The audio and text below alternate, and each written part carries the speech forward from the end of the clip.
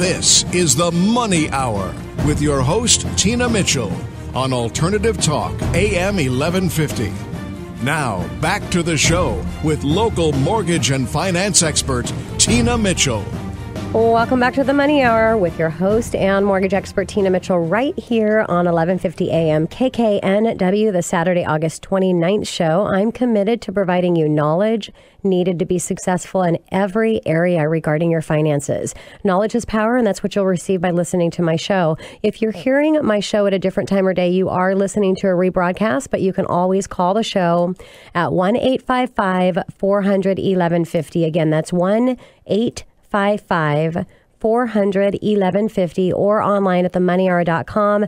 Any questions that you have, if you want to connect with the guests that I have in studio today, again, reach out to us. Right now in studio, back by popular demand, is Lloyd Hara, King County Assessor. Lloyd, thank you so much for coming back in studio. It's always a pleasure to have a chat with you. Tina, it's always great to be here. And a little background about our assessor. King County Assessor's Office. Lloyd is respected veteran public official, was reelected as King County Assessor on November 2011. Lloyd is a tireless advocate for taxpayers and champions an openness and transparency for government agencies. He most recently served as Seattle Port Commissioner, bringing new levels of accountability and leadership to our port.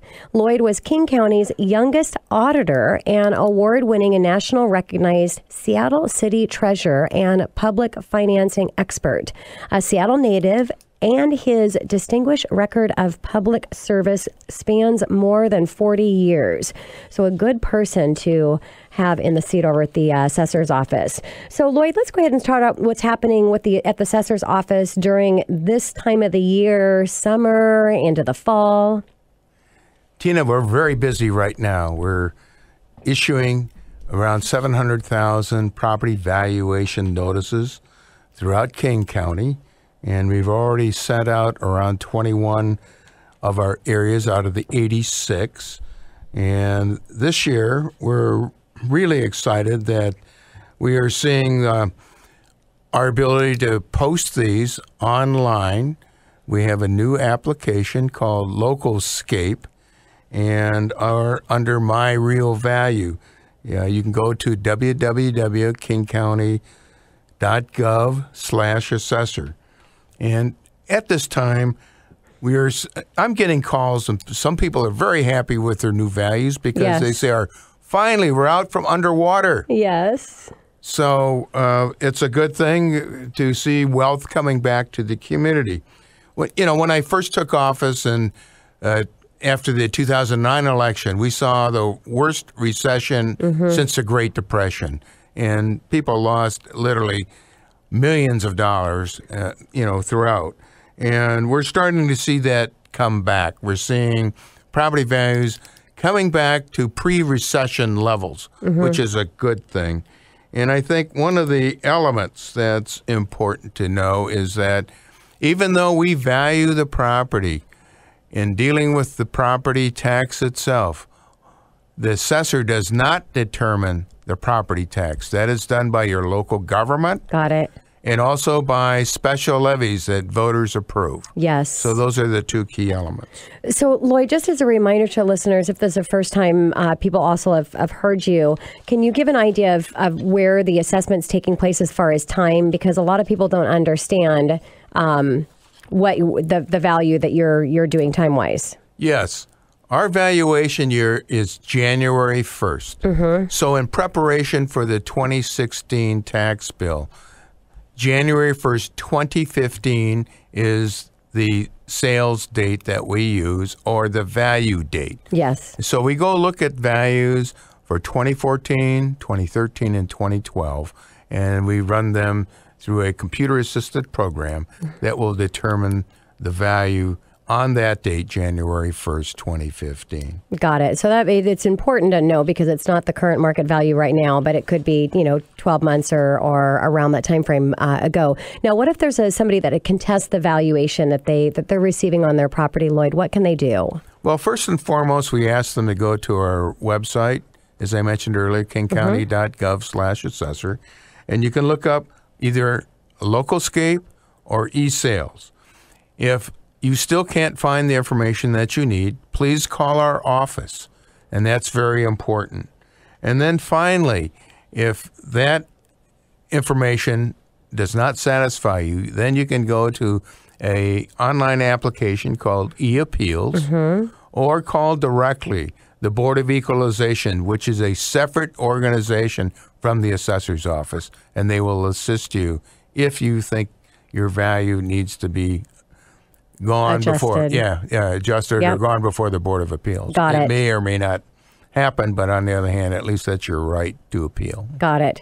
Now, Lloyd, there's been a new senior exemption income limit passed. Can you share that information with my listeners? Yes. During late session in this 2015 session, Senate Bill 5186 was passed, and it increased the amount of income that a senior or a disabled person could have their income adjusted. It went from $35,000 up to $40,000. Okay. And this will begin to take care of some of those that lost out because of increases in Social Security or other income that came to them.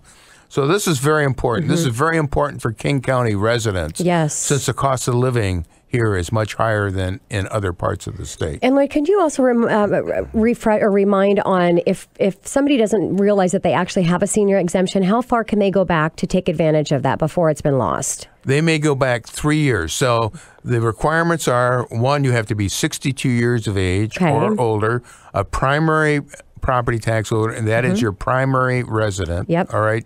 And you have this income limitation. So say you're 66 and you now discovered this, then we could draw you back for 3 years. Got it. Okay. And you can get a rebate back for that portion of your tax, not all of it, but a portion. Great information. Now, probably a lot of people listening don't realize how much that you guys go out from the assessor's office and actually do presentations and talk about different things that are happening. So how can people get information about that? What if they want to have that booked at their office? Can you share a little bit about that? Certainly. I personally make over 200 presentations out in the community. And, Unbelievable. And if your organization, say your HOA or your community organization or a neighborhood organization would like someone to come, myself or someone from the office, to make a presentation so they better understand their values and also what is happening in their community, yes, we'd love to see them. We also have a Facebook and a Twitter account, and they can contact it in that way also. Perfect. Now, Washington State operates under a revenue-based property tax system. Can you talk about how property taxes are calculated in Washington State, Lloyd? Yes, we are one of the few states that does on a revenue basis, which means it's budget-based. It's determined by the budgets or adopted by the communities and also by special levies. There are four factors that impact it. Number one, the value of your property.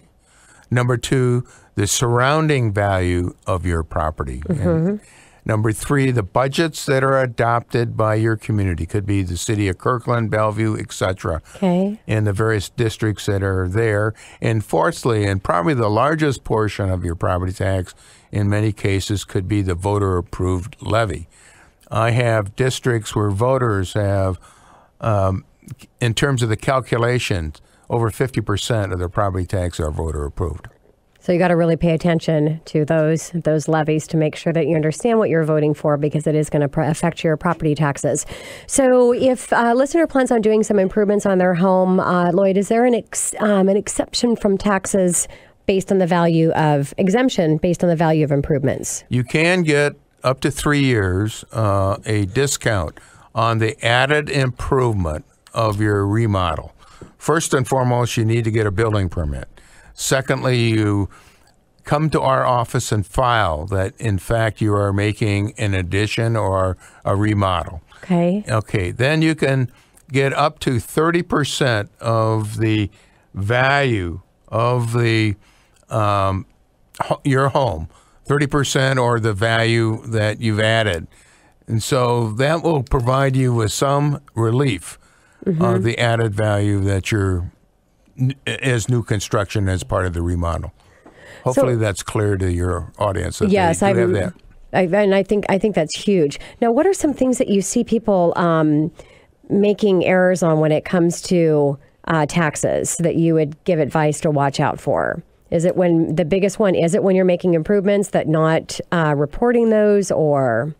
Well, I think it's important that you do report and you properly get your home properly permitted, because this allows for inspections to take place by the city and that everything is up to code.